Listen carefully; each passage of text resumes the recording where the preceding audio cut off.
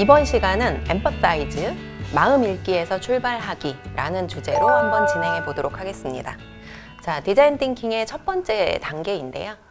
이번 시간에는 교회 교육 현장에서 고민하고 계신 문제를 해결한 사례를 중심으로 해서 엠퍼사이즈 단계를 한번 깊게 탐구해 보도록 하겠습니다. 자, 일단은 우리가 공감 단계에 들어가기에 앞서서 문제를 정의하는 것이 먼저 선행되어야 하기 때문에 우리가 교회 교육 현장에서 경험하고 있는 난제, 우리가 해결해야 하는 과제가 무엇인가 라는 부분에 대해서 한번 이야기 나눠보는 시간을 갖도록 하겠습니다. 자, 교회 교육 현장에서 최근에 직면하고 있는 여러 가지 문제에는 어떤 것들이 있을까요? 최근에 보면 이제 코로나 때문에 그 아이들이 줌으로 예배를 많이 드리고 또 교회에 가끔씩 나오는데 나와서도 예배에 집중하지 못하는 그런 부분들이 있어요. 네, 많은 전도사님들께서 비슷한 고민을 하고 계실 것 같습니다. 저는 요즘 너무 이렇게 물질 만능 시대에 너무 그 가장 예민한 그 청소년 시기에 애들이 정말 영성, 심성 이런 거에 대해서 너무 많이 잃어서 마음이 너무 황폐해가는 그런 모습들을 많이 보았어요. 네, 거기 좀. 네, 갑자기 가슴이 또 아프네요. 네. 네. 또 전도사님. 네, 저도 애들이 이제 온라인 예배에 익숙하다 보니까 교회에 나오는 게 오히려 조금 더 익숙하지 않은 네, 그렇게 되어가지고 교회가 어떻게 하면 좀 즐겁게 나갈 수 있는 공간이 될 수 있을까 이런 거에 대해서 고민하게 됐습니다. 네. 오히려 이제 이 비대면 상황이 처음에는 굉장히 낯설었는데 그게 익숙해지다 보니까 대면 상황이 오히려 낯선 그런 상황이 되었죠. 네. 굉장히 많은 고민들이 있는데 저희가 디자인 띵킹으로 한번 문제를 풀어보자라는 좀 제안을 드렸었고요.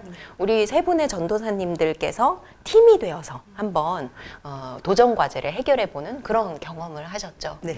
자, 우리 멋진 또 팀워크로 어떤 문제를 해결하셨는지 궁금한데요. 혹시 문제에 대해서 조금 소개해 주실 전도사님? 네, 제가 좀 소개를 하겠습니다. 저희는 이제 저희 팀은 공간이라는 주제를 잡았었거든요. 그 이유가 뭐냐면 저희 다 이제 차세대 이제 아이들을 사역을 하고 있는데 아이들이 서로 말도 안 하고 이제 예배 끝나면 집에 들어가고 이런 부분들이 너무 안타깝더라고요. 그래서 얘들 왜 말을 안 하니? 이렇게 물어봐도 애들이 서로 말을 안 하고. 근데 가만히 생각해 보니까 우리가 아이들한테 그렇게 할 수 있는 장이나 어떤 그런 공간이나 이런 걸 마련해 주지 않았더라고요. 진정으로 고민을 해보고 이번에 이제 디자인 띵킹을 통해서 아이들에게 그런 장을 마련해 줄 수 있는 방법이 뭐가 있을까를 고민하기 위해서 공간을 주제로 잡게 되었습니다. 네. 자, 굉장히 또 도전 과제를 듣고 나니까 설레입니다. 네, 어떻게 이 문제를 해결해 나가셨는지 또 궁금해지는데요. 자, 디자인 띵킹은 제가 앞서 설명드린 것처럼 가장 첫 번째 단계는 공감에서 출발을 합니다. 그래서 도전 과제에 대해서 우리가 깊게 또 아이들의 마음을 헤아리는 그런 작업을 진행을 했는데요. 무엇보다 먼저 그 맥락, 아이들의 마음과 아이들의 마음이 놓여지게 된 맥락을 이해하기 위한 그런 헤아리는 작업을 우리가 공감 단계라고 합니다. 자, 그런데 그 아이들의 마음을 제대로 읽기 위해서는 아무래도 그냥 읽어지진 않겠죠. 자, 그래서 그 과정에서는 우리가 관찰하기, 또 이야기 나눠보기, 인터뷰라고 이야기를 하죠. 그리고 아이들의 마음 되어보기라는 방법을 사용을 합니다. 자, 그래서 아마 우리 팀에서도 아이들을 관찰하거나 인터뷰하는 활동을 하셨을 것 같은데요. 자, 어떻게 인터뷰를 하셨는지 또 이야기를 들어보면 좋을 것 같아요. 네, 그것도 제가 이야기를 좀 하고 네. 싶습니다. 3년간 네, 고민은 내공이 굉장히 많이 있으시니까. 했거든요. 네. 저희는 이제 먼저 아이들한테 어떤 이야기를 듣고 싶은지를 먼저 상의를 해서 궁금한 점들을 다 질문을 한 15가지 정도를 쭉 추린 다음에 그 중에서 이제 한 10가지 정도를 추려서 질문지를 만들었습니다. 네. 그리고 그 다음에 이제 저 같은 경우에는 각자 좀 다르게 했는데요. 저 같은 경우에는 이제 카톡으로 한 10명에게 보냈는데 아이들이 답이 온 아이가 2명밖에 없더라고요. 그래서 이제 그렇게 일단 한번 했는데 그가 좀 부족한 것 같아서 아이들을 예배 끝나고 나서 이제 학년별로 묶어가지고 다 모여. 이번 주에는 1, 2학년, 이번 주에는 뭐 3학년, 고1 뭐 이렇게 해서 3차에 걸쳐서 아이들한테 물어봤는데 그때도 이제 아이들이 조금 더 반응이 좋더라고요. 자기가 전도사님 이런 거 좀 해주셨으면 저희가 좀 더 좋게 교회생활 재밌게 할 수 있을 것 같아요. 한 것들이 좀 나왔고요. 그거 가지고도 좀 부족한 것 같더라고요. 그래서 이제 좀 더 고민했던 게 뭐냐면 저희 교수님께서 제안해 주신 패들렛이라는 그 프로그램이 있거든요. 네네. 그걸 통해서 이제 아이들한테 올리면 상품을 준다 이렇게 또 뭔가를 좀 주면 아이들이 좋아하잖아요. 네. 그래서 그렇게 했더니 아이들이 아이디어를 굉장히 많이 냈어요. 그래서 그런 3차에 걸쳐서 진행을 했었습니다. 네. 이게 사실은 공감의 단계는 아이들의 마음을 제대로 읽기 위해서 어떻게 보면 그냥 한 번 질문하고 끝나는 것이 아니라 카톡도 보내고 또 남아서 이야기도 나누고 인내심 있게 또 깊게 들어가는 그런 작업이 좀 필요한데 그런 노력을 굉장히 오랫동안 하신 것 같아요. 네, 3년 동안 3년 동안 고민을 하다가 이번에 네. 그러셨구나. 좋습니다. 자, 그래서 이제 이런 좀 아이들의 마음을 제대로 읽기 위한 이런 과정도 중요하지만 또 호기심 있는 태도 굉장히 중요한 것 같아요. 나는 이미 아이들의 마음을 잘 알고 있다라는 태도가 아니라 아이들이 정말 어떤 마음일까 읽기 위한 그런 호기심 어린 탐구 정신, 그리고 질문을 던질 때 이 이야기를 뭐 해봤자 뭐 선생님이 뭐 내 이야기에 관심을 가질까 뭐 라는 생각을 할 수도 있는데 정말 궁금해 하는구나, 그리고 내 이야기를 들어주실 준비가 되었구나 라는 것을 느끼게 하는 그런 부분도 굉장히 중요한 것 같습니다. 자, 그래서 아이들의 마음을 읽고 이해하는 관찰, 인터뷰, 또 아이들의 마음을 이제 되어보는 그런 경험을 하셨는데요.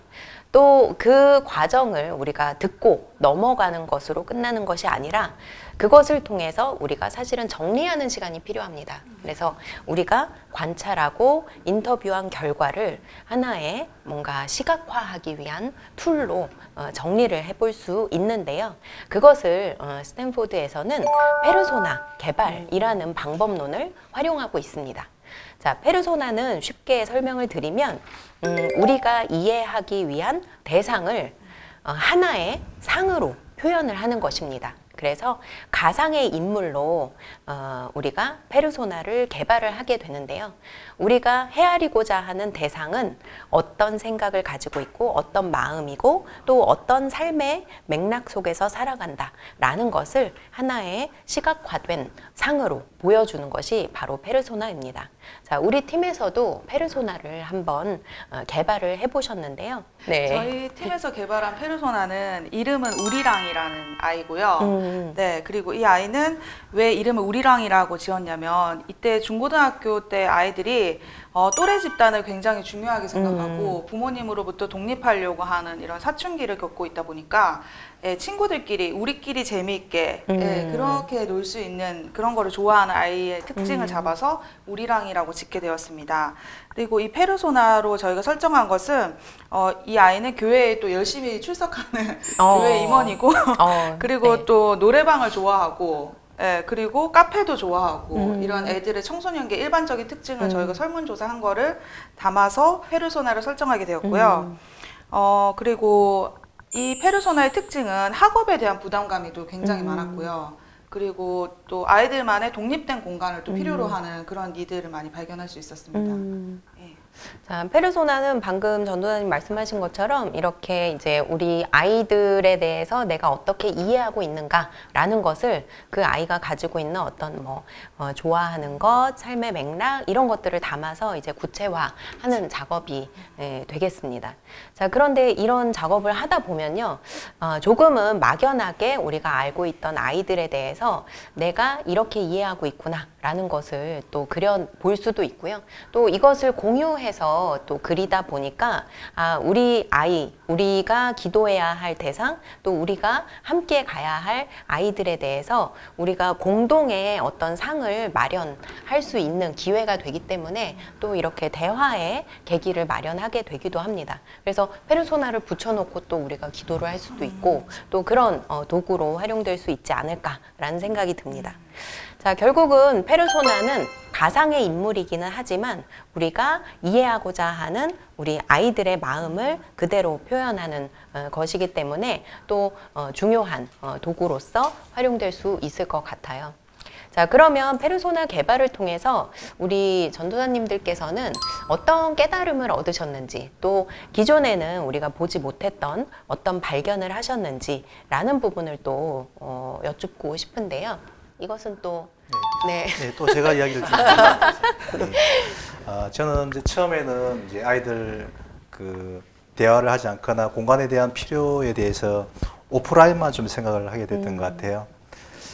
근데 이제 가만히 애들 이야기를 들어보니까 애들이 대부분 시간을 보내는 게 휴대폰 가지고 온라인 세계에 갇혀가지고 특히 뭐 로블록스나 이런 것들 많이 하게 되잖아요. 그리고 이제 메타버스나 이런 것들에 관심을 많이 가지고 있는데 저는 제 기존 생각은 이제 오프라인에만 해주면 될 거라고 생각을 했거든요. 그래서 이제 이야기를 듣다 보니까 온라인을 통해서도 해야 되겠다는 그런 생각을 해서 또 다른 생각도 좀 하게 됐던 것 같아요. 이상입니다. 네, 역시. 자, 페르소나는 이렇게 우리가 기존에 가지고 있던 대상에 대한 어떤 추상적인 생각을 구체화하게 하는 그런 역할을 함과 동시에 우리가 놓치고 있는 부분은 무엇인가 라는 것에 대한 새로운 발견을 할 수 있는 그런 계기를 마련해 주기도 합니다. 그래서 우리 또 교회학교 선생님들께서 모여서 같이 우리가 섬기고자 하는 아이들의 페르소나를 한번 그려보는 그런 작업을 또 해보시면 어떨까 또 제안을 드리게 됩니다. 자, 결국은 디자인 띵킹에서 공감을 하는 것, 또 공감을 통해서 어떤 페르소나를 그려보는 것, 이런 활동은 우리가 어떠한 생각을 하고 있는가에 대해서 확인하는 작업이 되기도 하지만 생각의 전환, 우리가 리프레임이라고 이야기를 하는데요. 기존에 생각했던 것에서 조금 더 한 걸음 더 우리 전도사님 이야기하셨던 것처럼 한 걸음 더 아이들의 마음에 다가가는 것, 그리고 한 걸음 더 새로운 생각으로 나아갈 수 있는 그런 계기를 마련하는 것이 이 공감 단계의 가장 중요한 부분이 아닐까 싶습니다. 자, 디자인 띵킹에서 가장 중요하다고 이야기할 수 있는 공감 단계에 대해서 우리가 함께 살펴보았고요. 또 실제적인 사례를 통해서 우리가 어떻게 공감할 수 있는가에 대해서 이야기 나눠봤습니다. 자, 다음 단계는 이 공감을 통해서 어떻게 우리가 문제를 해결하기 위한 아이디어를 얻어낼 것인가 라는 주제로 한번 진행해 보도록 하겠습니다. 네, 모두 수고하셨습니다. 감사합니다. 네, 감사합니다.